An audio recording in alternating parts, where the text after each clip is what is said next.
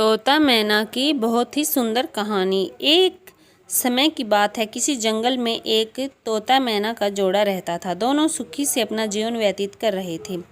एक दिन तोता ने मैना से कहा, मैना रानी, समय बहुत बदल गया है। इस पर मैना बोली, ऐसा क्या हुआ जो आज अचानक आप ऐसा कह रहे हो? तोता मैना से पुनः कहता है कि तुम्हें नहीं लगता आजकल की औरतें बहुत स्वार्थी हो गई हैं और वे अपने स्वार्थ के लिए कुछ भी करने को तैयार रहती हैं। इस पर मैना तोता से कहती है कि मैं आपकी बात से सहमत नहीं हूँ, क्योंकि ऐसा कुछ भी नहीं होता। इस पर तोता कहता है, ठीक है, तो फिर मेरी एक कहानी सुनो और फिर बताना गलती किसकी है, लड़के की या फिर लड़की की। तोता अब मैना तो एक कहानी सुनाना शुरू करता है। एक गांव में 3 लड़के रहते थे। वे सभी एक संपन्न परिवार से ताल्लुक़ रखते थे।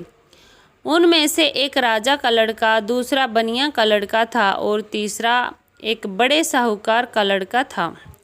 तीनों बचपन के मित्र थे और साथ साथ ही पढ़े बड़े थे। इनमें से बनिया का लड़का बहुत चालाक और होशियार था, बाकी दोनों लड़के बहुत भोले भाले से थे।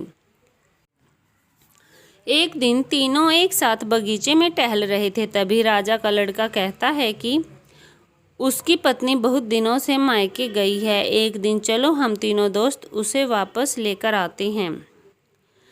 बनिया और साहूकार के लड़कों ने कहा, ठीक है मित्र, लेकिन तुम तो अपने ससुर के महल में ठहर जाओ और हमारे रुकने की व्यवस्था कैसे होगी? राजा का लड़का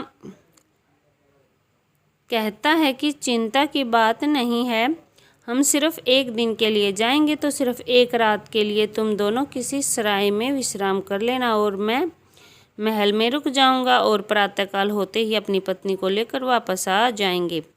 दोनों मित्र भी राजा के लड़के की बात से सहमत हो जाते हैं और वे दूसरे दिन वे तीनों निकल पड़ते हैं राजा के लड़के की पत्नी को लिवाने। कुछ दिनों के बाद वे तीनों पहुंच जाते हैं जहां पर राजा के लड़के की पत्नी का महल था। योजना के अनुसार राजा का लड़का महल में चला जाता है और उसके दोनों मित्र रात गुजारने और विश्राम करने के लिए सराय की तलाश में निकलते हैं। थोड़ी ही दूर पर उन्हें एक पुराना सराय दिखाई देता है। मैना बोली, हे तोते, तूने बात सच्ची कही है, लेकिन ये भी सच है कि पुरुष अधिक निष्ठुर होते हैं। स्त्री तो 100 में से 1-2 ही चरित्रहीन या निष्ठुर हैं। यदि तुम मेरी इस बात को झूठी समझता है तो मैं तुझे एक और दास्तान सुनाती हूँ। ऐसी अच्छी अच्छी कहानियों के लिए हमारे चैनल को सब्सक्राइब कर ले और हमारी वीडियो को लाइक और शेयर ज़रूर करें। धन्यवाद।